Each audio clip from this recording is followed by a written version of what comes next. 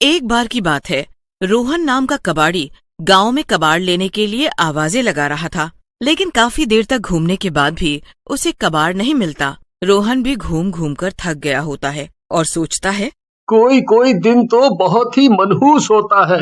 जितना मर्जी मेहनत कर लो, लेकिन कुछ काम नहीं बनता। आज का पूरा दिन हो गया, लेकिन कहीं से भी कबाड़ नहीं मिला। फिर रोहन एक पार्क में चला जाता है। तभी उसकी नजर पार्क में पड़े एक पुराने बैठने वाले बेंच पर पड़ती है। बेंच लोहे का बना होता है। लोहे के बेंच को देखकर रोहन को लालच आ जाता है। अरे, ये तो लोहे का पुराना बेंच है और देखने में कितना सुंदर लग रहा है। क्यों ना इसे ही उठा लूं। अभी इस पार्क में कोई माली भी नहीं है, तो कोई मुझे ऐसा करते देखेगा भी नहीं। ऐसा सोचकर रोहन उस बेंच को उठाकर अपने ठेले में रख लेता है और वहां से चला जाता है। रोहन के जाने के बाद वहां एक चुड़ैल आती है और बेंच को वहां ना पाकर गुस्से में बोलती है, ये मेरे बैठने के बेंच को कौन दुष्ट उठा कर ले गया? मैं इसे नहीं छोड़ूंगी। मेरा बेंच चोरी किया। फिर चुड़ैल बेंच की तलाश में निकल जाती है। उधर रोहन बेंच को एक बड़े कबाड़ी वाला, जिसका नाम दिनेश होता है, उसे बेच देता है। अरे रोहन, बहुत खूबसूरत बेंच है। कहाँ से लाए? कहीं चोरी का तो नहीं है? दिनेश भैया, आप आम खाओ ना। गुठलियों के दाम क्यों पूछते हो?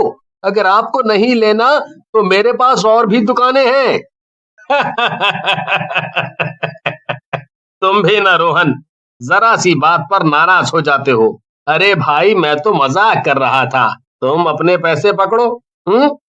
अरे, तो हम क्या आपके जीजा जी हैं जो हमसे मजाक कर रहे हो? ऐसा कहकर रोहन वहां से चला जाता है। दिनेश भी शाम होने के बाद दुकान बंद करके अपने घर चला जाता है। चुड़ैल अपने बेंच की तलाश में दिनेश की दुकान में पहुंचती है और अपने बेंच को वहां पाकर गुस्से में आ जाती है।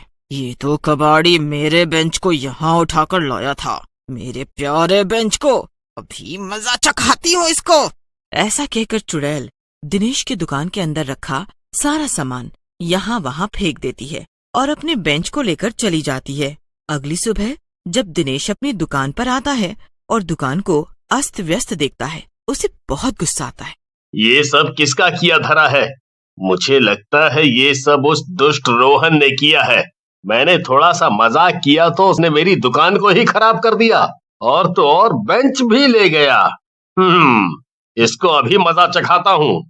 ऐसा कहकर दिनेश गुस्से में रोहन के पास जाता है और रोहन को मारने लगता है। रोहन मार खाते हुए बोलता है, अरे अरे दिनेश भैया, मुझे काहे मार रहे हो? मैंने क्या किया है? आप तो मुझे मंदिर का घंटा समझकर बजाए ही चले जा रहे हैं। मुझे कुछ बताओ तो सही। कल तुझसे जरा सा मजाक क्या कर दिया दुष्ट? तू बदला लेने पर उतर आया? आज मैं तेरी टांगे तोड़कर ही दम लूंगा। अरे भैया, भला मैं तुमसे किस चीज का बदला लूंगा? आप तोड़ लेना मेरी टांगे, लेकिन पूरी बात तो बताओ। फिर दिनेश रोहन को सारी बात बताता है, जिसे सुनकर रोहन बोलता है, दिनेश भैया, मैंने कुछ नहीं किया है। लगता है कोई चोर आया होगा रात में आपकी दुकान पर, उसी का किया धरा है ये, और वही लोग उस बेंच को उठाकर ले गए होंगे। और फिर रोहन के समझाने पर दिनेश वहां से चला जाता है और रोहन भी रोज की तरह अपने काम पर निकल जाता है। लेकिन उसके मन में ख्याल आता है कि वो क्यों ना एक बार पार्क में जाकर बेंच को देखे। वो बेंच वहीं तो नहीं है। ऐसा सोचकर वहां रोहन पार्क के अंदर चला जाता है। अरे, ये बेंच तो पार्क के अंदर ही है। लगता है मालियों ने अपनी बेंच को दिनेश की दुकान पर देख लिया है और वही इसको लाए हैं। एक काम करता हूँ, इसको वापस दिनेश को दे देता हूँ। ऐसा कहकर रोहन बेंच को वापस ले जाकर दिनेश को दे देता है। उधर चुड़ैल अपने बेंच को ना पाकर फिर गुस्से में आ जाती है। ये कबाड़ी तो लगता है मेरे बेंच के पीछे ही पड़ गया है। इससे पहले कि ये उस बेंच को नुकसान पहुंचाए, मुझे इसे सबक सिखाना होगा। ऐसा कहकर चुड़ैल दिनेश की दुकान पर चली जाती है। दिनेश दुकान बंद कर रहा होता है। चुड़ैल दिनेश के सामने आकर खड़ी हो जाती है। चुड़ैल को अपने सामने पाकर दिनेश घबरा जाता है। चुड़ैल जी, आप यहाँ क्यों आई हो? मैंने तो कुछ नहीं किया। क्या बात है? रोज रोज मेरा प्यारा डिजाइनर बेंच चोरी करके ले जाता है और कहता है कुछ नहीं किया। ऐसा मजा चखाऊंगी कि तू चोरी करना ही भूल जाएगा। हाँ। चुड़ैल की बात सुनकर दिनेश कहता है, ये मेरा काम नहीं है चुड़ैल जी, बल्कि एक लड़का ये बेंच मुझे बेच गया था। अगर ये आपका बेंच है तो ले जाओ। हाँ, ले जाओ इसको। लेकिन मुझे जाने दो, मुझे जाने दो। लेकिन चुड़ैल दिनेश की कोई बात नहीं सुनती और दिनेश को मार कर खा जाती है और अपने बेंच को अपने साथ ले जाती है। अगली सुबह रोहन को दिनेश की मौत की खबर मिलती है। रोहन दिनेश की दुकान पर जाता है। अरे, ये सब कैसे हो गया? कल तक तो सब ठीक था। एक रात में दिनेश को कौन मार गया? और वो पुराना बेंच भी गायब है। पता नहीं ये सब क्या हो रहा है। रोहन दुखी मन से अपने घर लौट आता है। तभी उसे अपने घर के बाहर वही बेंच पड़ा हुआ मिलता है। ये देखकर रोहन घबरा जाता है। फिर रोहन उस चुड़ैल की बेंच को घर के अंदर रख देता है और अपने कमरे में जाकर सो जाता है। रात में चुड़ैल उस बेंच में से बाहर निकलती है। तो ये उस असली चोर का घर है जो बार बार मेरे प्यारे बेंच को चुरा रहा था। आज इसको मजा चखाती हूँ। ऐसा कहकर चुड़ैल सोते हुए रोहन की छाती पर अपने नाखूनों से निशान बना देती है। अगली सुबह रोहन की पत्नी रेखा उसकी छाती देखती है और बोलती है, ये सब क्या है? तुम्हारी छाती पर ये निशान कैसे? क्या कर रहे हो? ये सब बताओ मुझे, नहीं तो तुम्हारा जीना मुश्किल कर दूंगी। रेखा की बात सुनकर रोहन अपनी छाती देखता है और बोलता है, मुझे नहीं पता रेखा, ये सब क्या है और ये निशान कहाँ से आए हैं?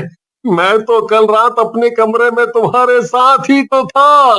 देखो जी, ये सब मन बहलाने वाली बातें किसी और को बताना। कोई तुम्हारी छाती पर नाखून मार गया और तुम्हें पता ही नहीं चला। मैं बेवकूफ हूँ या तुम ज्यादा समझदार हो? रेखा और रोहन लड़ रहे होते हैं।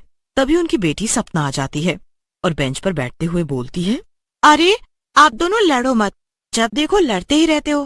पिताजी, आप ये बेंच कहाँ से लाए हो? ये तो बहुत खूबसूरत है।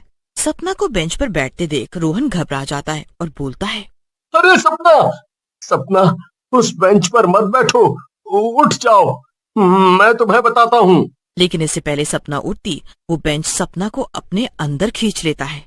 ये सब देखकर रेखा और रोहन की आंखें फटी की फटी रह जाती हैं। रेखा और रोहन रोने लगते हैं। रोहन, ये सब क्या है? इस खूनी बेंच को तुम यहाँ क्यों लेकर आए हो? क्या है इस बेंच का राज? रेखा को यूं रोते देख रोहन कहता है, तुम रो मत रेखा, ये सब मेरी वजह से हो रहा है। मैंने ही पैसे के लालच में इस बेंच को पार्क से चुराया था। फिर रोहन रेखा को पूरी बात बताता है, जिसे सुनकर रेखा रोहन से कहती है, मुझे लगता है ये बेंच कोई भूतिया बेंच है। इससे पहले कुछ और गड़बड़ हो, इस बेंच को हमें वहीं रखकर आ जाना चाहिए। रेखा की बात सुनकर रोहन बेंच उठाने लगता है, लेकिन तभी वहाँ चुड़ैल आ जाती है।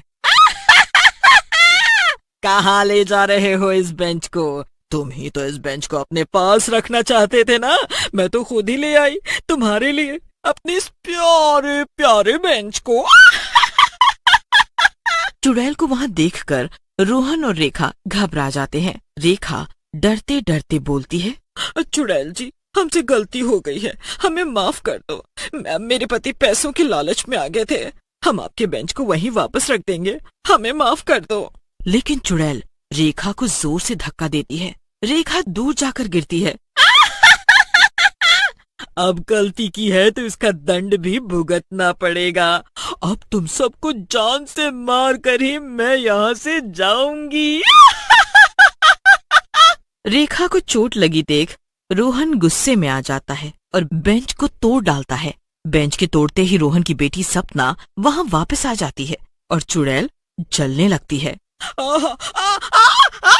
दुष्ट, तूने ये क्या किया? इस बेंच में मेरी सारी शक्तियाँ और जान थी, इसे तोड़कर तूने मुझे मार डाला। थोड़ी ही देर में चुड़ैल पूरी तरह जल जाती है।